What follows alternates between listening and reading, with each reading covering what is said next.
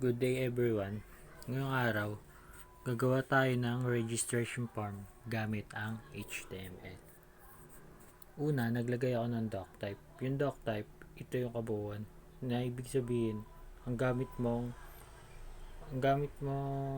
compiler ay HTML. Pangalawa, sa head, dito ko nilagay yung title ng website. Tulad na ito yan. And registration form yan.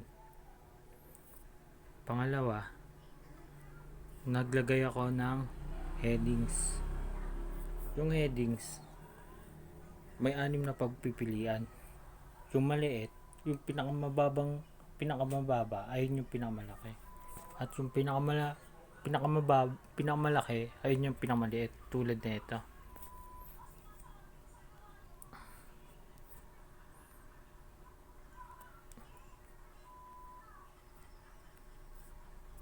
Page 2.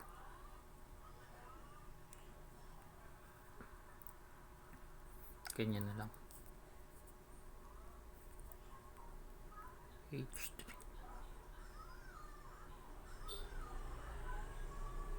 3. Ganyan na lang. Ayan. Paliit siya ng paliit. Baringan.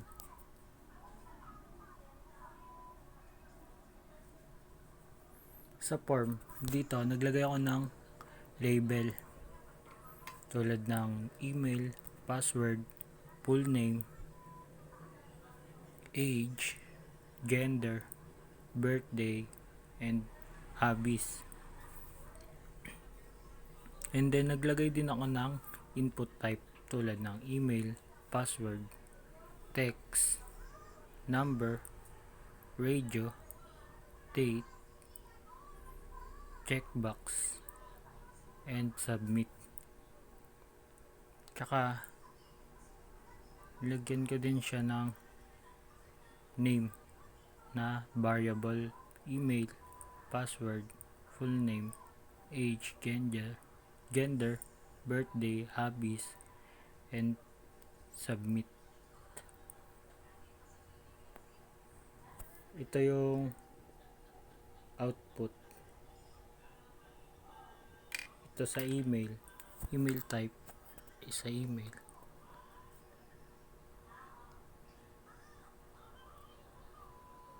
Yan.